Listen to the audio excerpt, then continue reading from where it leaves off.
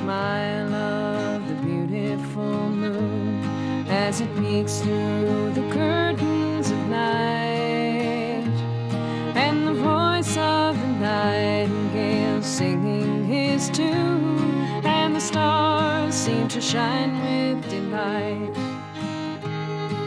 Shame is so bright, not loving you yet. My heart is still trusting and kind. It was you who first took it, and can you forget that love for another you'll find? I'll smile when you smile, I'll weep when you weep. I'll give you a kiss for a kiss. All of the fond vows I've made you, I'll keep. What more could I promise in this?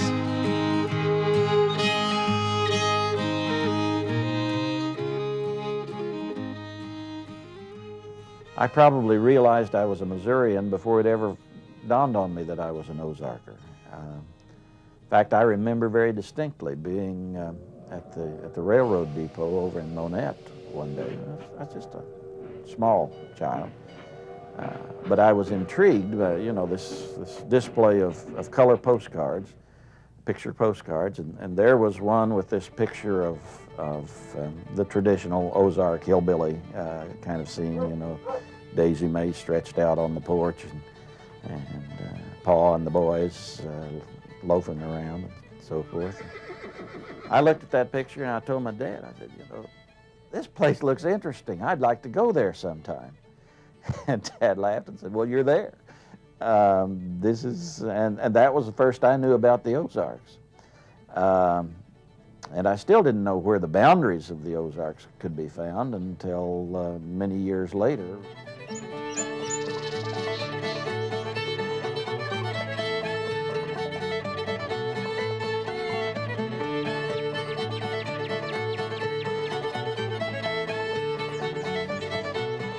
Some people would say that the boundaries are just in basically most of northern Arkansas and most of southern Missouri, but I like a more inclusive definition of the boundaries, and which would include not only those two areas, but also a little bit of southwestern Illinois, a little bit of southeastern Kansas, and most of eastern Oklahoma.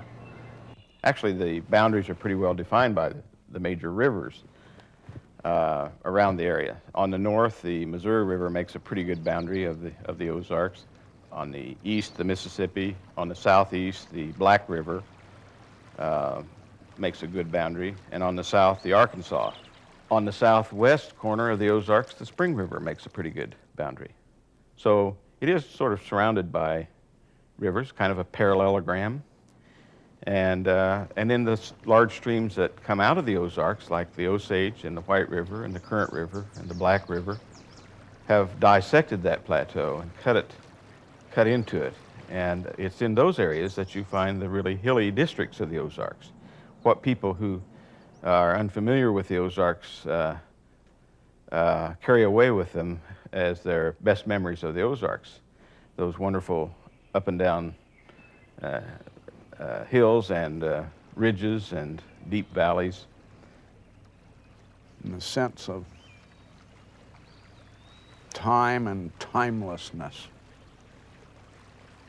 in looking down those valleys, that blue haze that rises, and you know, you can't stand there and look at it without understanding why Ozark fiddles wail. That's the one thing about the Ozarks, that the hills themselves and the springs and the great springs and the clear water creeks and rivers are wonderful, but they're a product of the hills, and the hills are a product of them too, because the Ozarks are the only mountains in the United States you go down into instead of up into, because the Ozarks are ditches. They're not mountains, they're ditches. They're created by erosion, not by upthrust as the Rockies and the Appalachians were.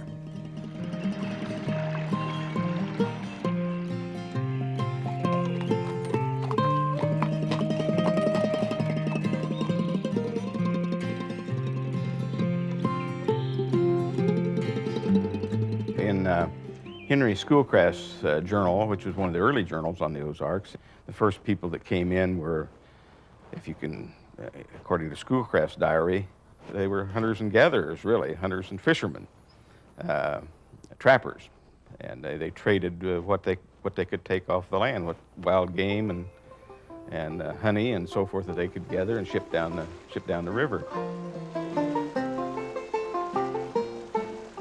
We were received with hospitality by the occupant, a white hunter by the name of McGarry.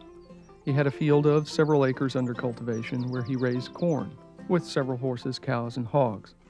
The house was of logs, built after the manner of the new settlers in the interior of Ohio, Indiana, and Illinois. Upon the whole, he appeared to live in great ease and independence, surrounded by a numerous family of sons and daughters, all grown up. He represented our journey toward the head of the White River as extremely hazardous on account of the Osage Indians, whose hunting grounds embraced the whole region. Henry Rose Schoolcraft, December 7th, 1818. Native Americans became, over the generations, a part of the base population of traditional Ozarkers. There were very many Cherokee who settled in the Ozarks beginning late in the 18th century, not long after the American Revolution, and this is a whole saga in its own terms. The number of Cherokee were augmented over the years in successive migrations, of which the largest and best known is the Trail of Tears, and other smaller but very significant groups of Native American migrants into the Ozarks, the Shawnee, the Delaware, the Weah, the Kickapoo, many of whose names are perpetuated in place names. But they're also perpetuated in the cultural residuum of the region. And the Ozarks is a very multi-ethnic culture. In addition to the Indians, the French, the Germans, and the people from southern Appalachia who are by and large Scotch-Irish, there are many other ethnic and cultural groups found in the Ozarks. There's many reasons why they moved. As is true of any migration, the French moved because they were looking for mining and trapping opportunities. The Germans moved to get out of their homeland because the economic conditions there were bad in the 1820s. People from Appalachia moved because, well, for one thing, this was just a time when people were moving west. My father wasn't from here, but my mother's grandparents, they were Scotch-Irish immigrants from Northern Ireland.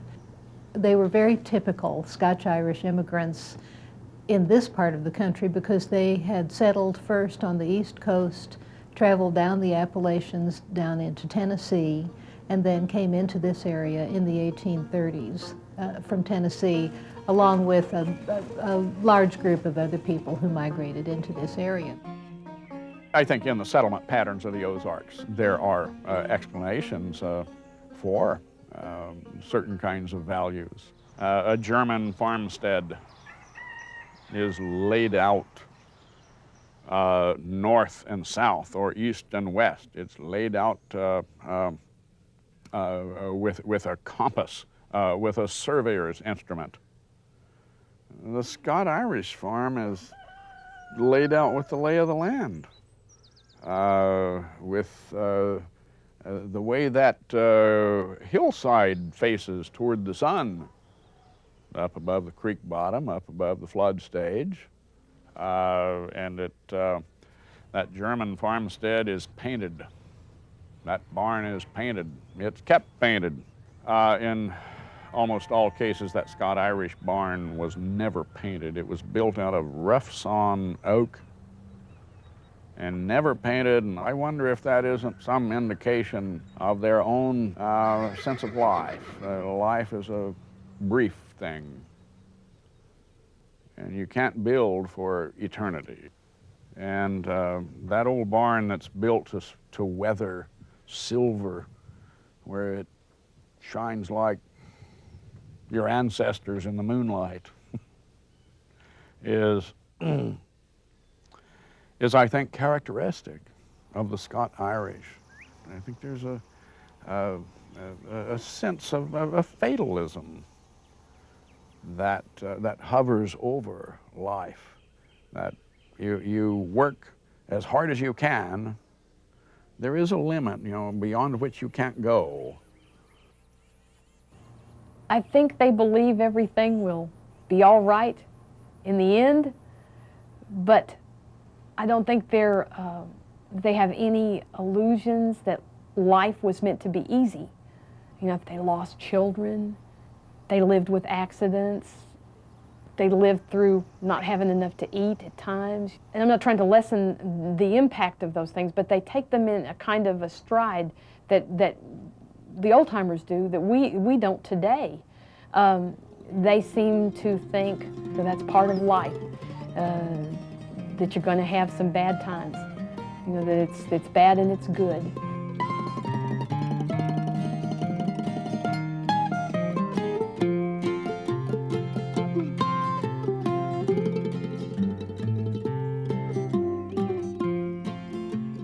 The land is or in this area. I mean, it's a tough land to make a living on, but if you know how to do it, I mean, it can provide basically whatever you need if you treat it with respect and know how to do it. You can, and the land will provide for you.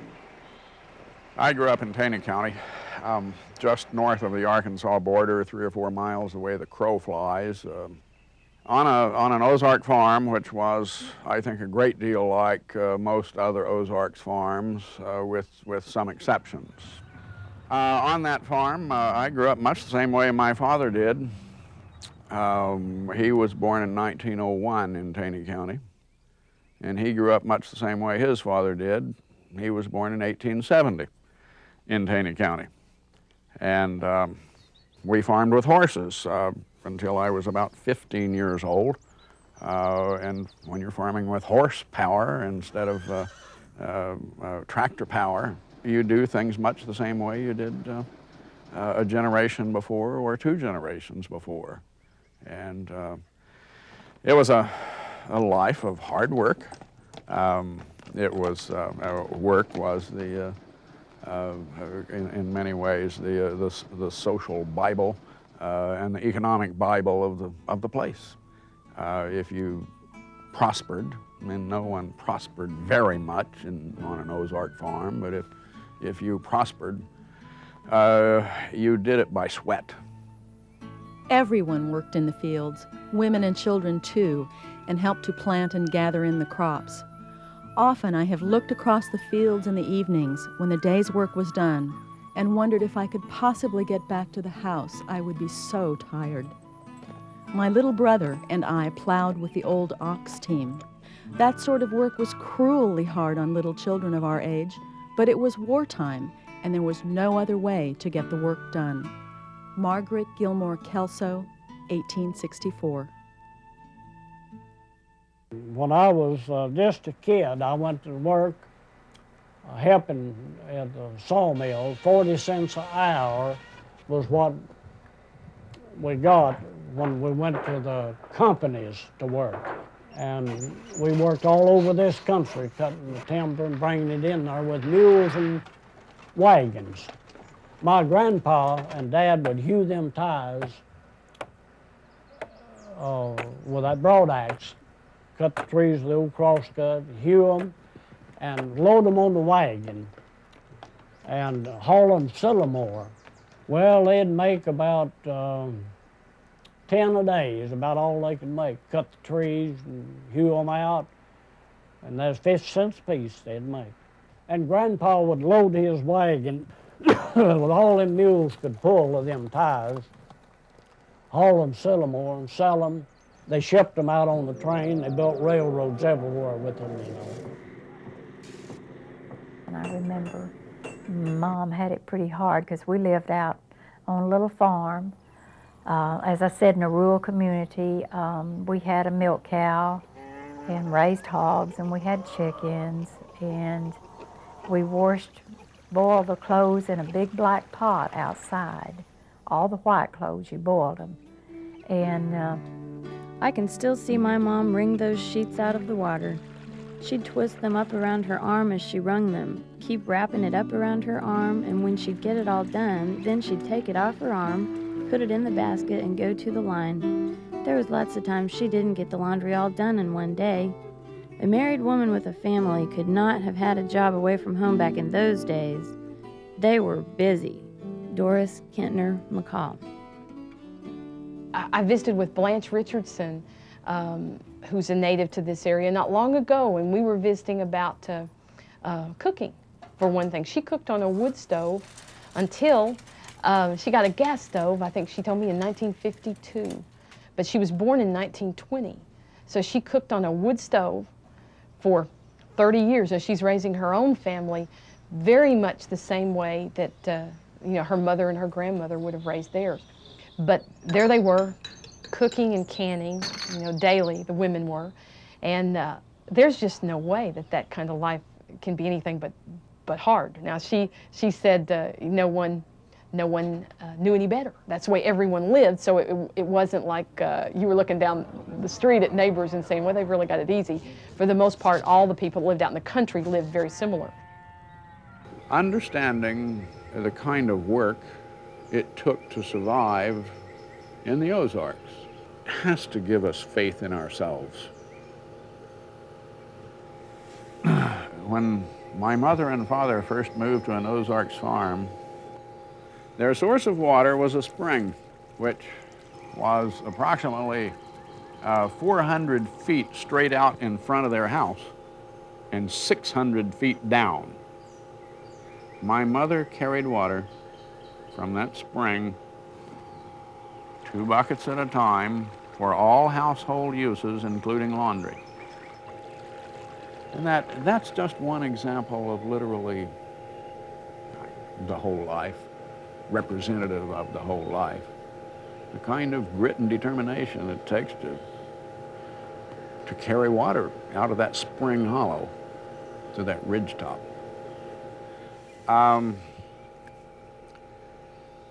It gives us a kind of physical and moral fiber to relate to those pioneer values, to those sometimes harsh values, tough values. I'm thinking tonight of my old cottage home that stands on the brow of the hill, where in life's early morning I once loved to roam, but now all is quiet and still. Oh, my old cottage home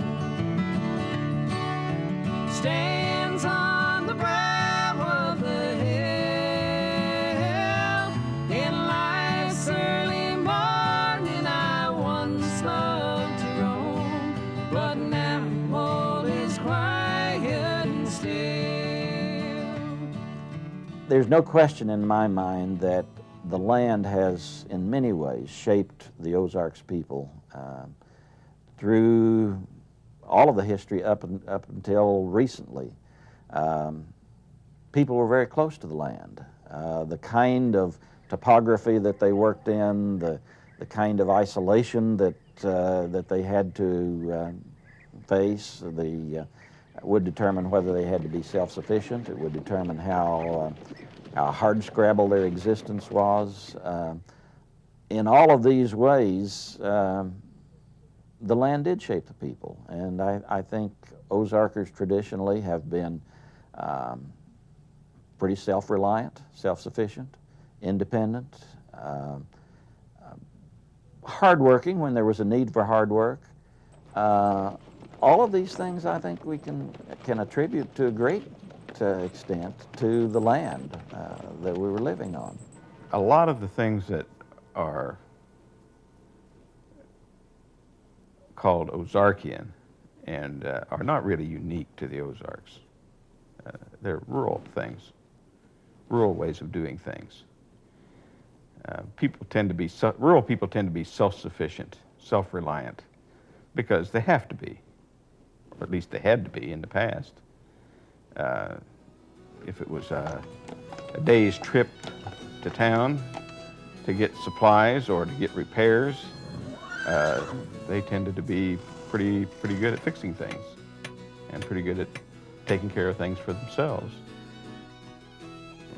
An experience of my grandfather's, I think, will illustrate just how far that sense of independence went when when he was elderly, an elderly friend of his said, "Jim, you ought to apply for you an old age pension." And Jim picked up his cane and ran him out of the house because Jim had just been insulted beyond his life. The suggestion that he needed somebody to help take care of him. He didn't have much of anything, but he didn't want it if he didn't earn it himself, or if his children didn't provide it for him. And independence, self-reliance, those old American values that we didn't have to learn about them in school. I think there are probably two things that are very central to people in the Ozarks. And that is, if necessary, they can make do with almost nothing. And the second virtue is, however little I have, I'll share it with you if you need it. And you don't find that everywhere in the world, but I think you do find it here. That's what I found in growing up in this area. Everyone seemed to want to help other people. I can remember, I hadn't been married too long, had 2 children. My husband was plowing our garden. Lem came back and hit his leg and broke his leg in 2 places. Well, he was laid up with a cast on his leg, and we had 2 kids, no income. And one, I remember this really well, is one Sunday night. We'd already come in from church. I put the kids to bed, and we were just sitting there and saw some lights coming down the road. It's a dirt road in front of our house, and they turned in. All the community of the church had brought in canned food, some sugar, flour, just staple goods, but they brought that in to help us, and it really did help us.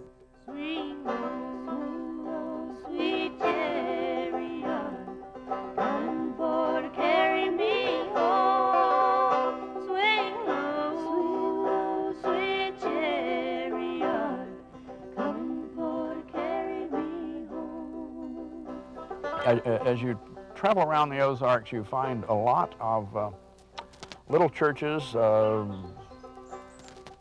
frame churches with signs on them that says Union Church. It doesn't mean it's a Yankee church. It means it's a non-denominational church.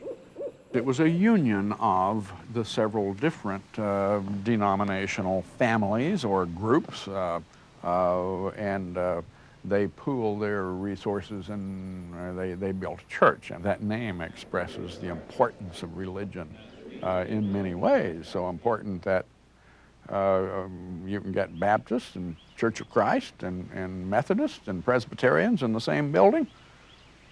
It must be pretty dadgum important to them to have a church. Baptismal was very important, and people came from miles around. Mary Parler and I was going back to Fayetteville one time, and we saw this baptismal, and so we drove on across the bridge and parked and come back and stood up on the bridge and watched the service go on. And the pastor would ask people to pray, and maybe everybody in the church might be praying at once. Then they would have singing, and then the pastor would bring the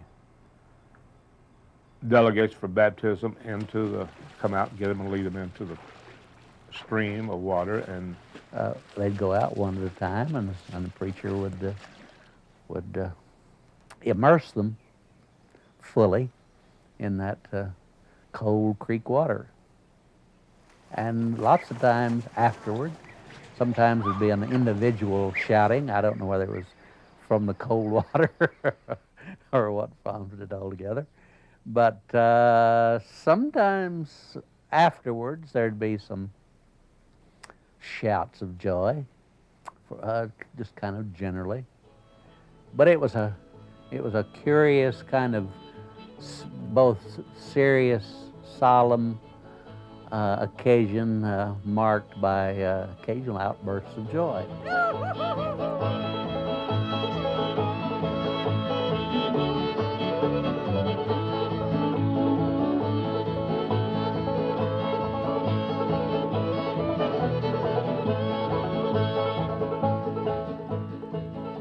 You don't look at many Ozarkers without seeing a twinkle in their eyes, without seeing a sense of humor. You don't listen to them very long without hearing shades of humor of all kinds creeping into their voices. And Ozarkers have a lot of fun. Always have had. The history of religion and education in the Ozarks is, I think, largely a history of entertainment, of social endeavors. Because schoolhouses in the Ozarks have always functioned as social centers. So have churches in all kinds of ways. The whole community would come to a spelling bee at the schoolhouse back in those days. They would have people come there and make speeches, and the community would converge upon the school and listen to somebody from the county seat, or maybe even from further away, come and make a speech. And they, kind of the stump meetings. They had the spelling bees, they had the ciphering matches. Most of the time the pie suppers were held in the schools. And my mother was the first one to publicly declare that she could not make a pie, and my father verified that by saying that the crust was still out in the back pasture. And maybe to this day, although they both have since passed on, the pie crust is probably still there. She was the first one to say, couldn't we bring a cake? I mean, isn't there somebody in this community that likes cake? But you would go, and there would be entertainment. Somebody would play the piano and have a fiddle or whatever, and people would sing, lots of community singing. They used to have music parties, and still do, and not like they used to. They would all meet your house, and they would bring cookies and coffee and little goodies, sometimes sandwiches, and they'd play and sing, and it was kind of a sing-around. Sometimes they'd go to 2 and 3 o'clock in the morning. But this was their entertainment. They had no movies, they had no radios, they had no TV, but they had their music parties. And it was important to go to those music parties. I knew, Emmett Adams, Ragfoot Adams they called him. But he used to tell me when he was a boy that they'd have a dance somewhere, and so they'd finish plowing and they'd get on, and he had a horse that would follow the music once he could hear it.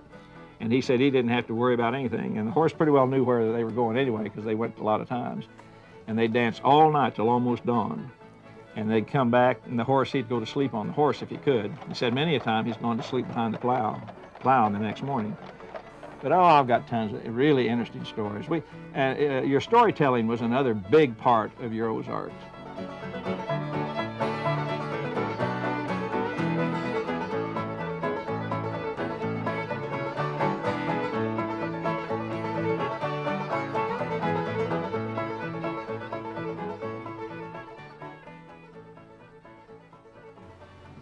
Since Dad was from Kansas and Mom was from Oklahoma, they didn't say some of the words that I heard at school in the same way that the natives said them.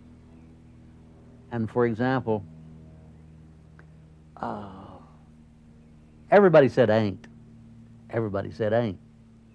But now at school, some of the long-timers or kids whose family had been in the area a long time said hain't for ain't. hit for it, but Dad used to be amused by the phrase "right smart." He'd hear somebody saying, it's a right smart this or a right smart that. But he went to a sale one day and he bought a cow at an auction. And he inquired of the owner if that cow gave much milk, how much milk she gave. And the guy said, well, she gives a right smart. Well, Dad thought she'd do to buy. The next day, he was down at the local OC store talking, pretty chagrined, and ruefully said, boys, he said, I found out what a right smart is. He said, I bought that cow and said, I've milked it twice. Said, a right smart's about half a teacup. That reminds me of a story. There's an old man that used to work at the folk center years ago, Mac Chitwood. He was a great old guy. And him and his wife used to run a store down towards St. James there. And he said there was some people years ago moved in, and they were saying, boy, these stupid hillbillies, you know, they don't know anything around here. And old Mac, he said, he told them, he said, in a year, he said, these stupid hillbillies will have every penny you got. And he said it wasn't 6 months till he was having to borrow money to leave.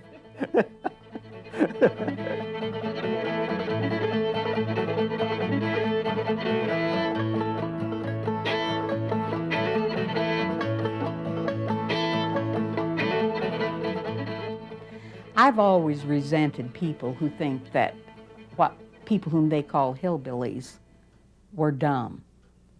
You didn't survive in these hills if you were dumb. You might be different, but you'd better know how to make it in these hills. We're not so much different. So many people think a hillbilly is what you see on either in a newspaper, the funny paper, or what you see on a country music show like down in Branson. That's not true at all. I could go to New York, or a good hillbilly go to New York, and you wouldn't know that different. We know we're supposed to dress up if we went downtown. I really think a lot of that was pushed by the tourist industry. The old postcard that everybody's familiar with on the Ozarks, with the women doing all the work, you know. I just think that a lot of that image is hype. Some people don't like it at all. Other people call themselves hillbillies, as long as they, you know, as long as it's pretty well understood that they're not really that. That's not really the case. But, you know, I think most people don't want to be really considered to be a hillbilly, because the hillbilly really does convey the idea of being it's really a picture of poverty. And that may be what the hillbilly depicted was lack of education, lack of economic opportunity. But that doesn't necessarily mean that's what the people wanted. That's just the way it was.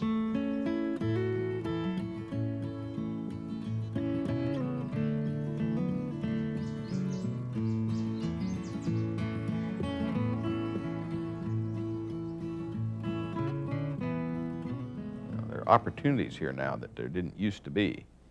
There are jobs here. People come here to get jobs. People used to leave here to get jobs. In the past, when money was made with agriculture and money was made with trade and commerce, the Ozarks didn't really have much to offer. It was kind of a poor agricultural area.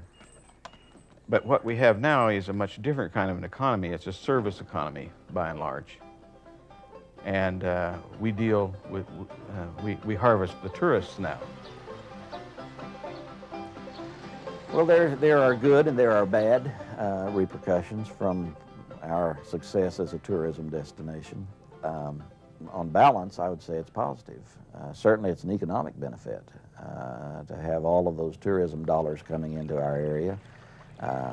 Some of the natural beauty has been despoiled. On the other hand, I think it's been beneficial to interact with people from outside the area. I've always said I'm delighted to have been born an Ozarker and to have lived here almost all my life. But I'm glad I wasn't born here and lived here 100 years ago. That was a very hard life for most of the people here. And now we relieved all that, but we've paid a price. And a part of it is our uniqueness.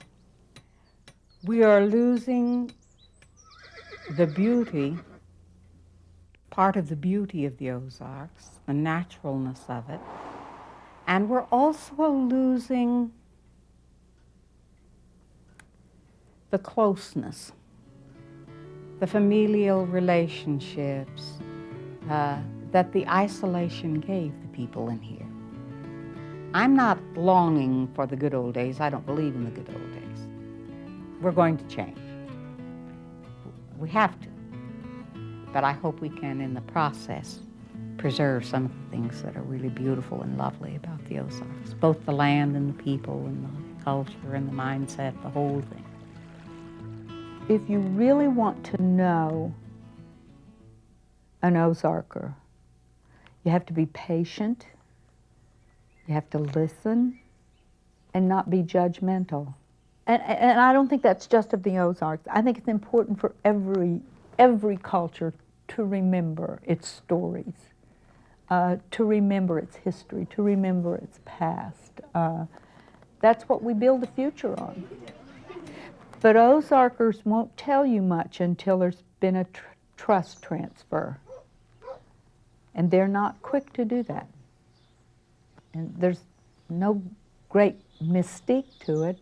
I think it still comes from the isolation of being a culture pretty much rarefied for a long period of time. That's the way folkways develop. And I'm not so sure I want it to change. I think there may be just that much hillbilly in me. Oh, the time of the year that I like best is the time when the mule walks round the press. The girls put on their gingham dress, by and by, by and by. The leaves are red, the ground is cold, steps on their eyes, so I've been told. We don't care, frost is coming by and by. Down the road comes an old tar heel, across his back a sack of meal, and at his heels an old hound dog, by and by, by and by. I'll trade in the meal and my hound dog too for a kiss from the pretty girl dressed in blue, sweetest thing I ever knew, by and by.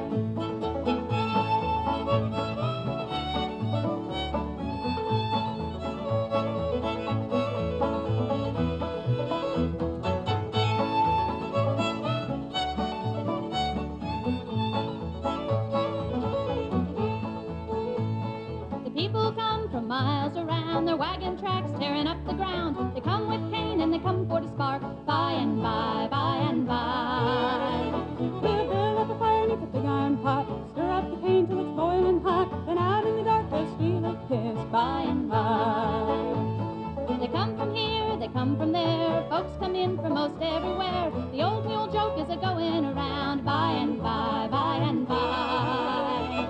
They come to dance, they come to sing, they come to make the rafters ring, they come with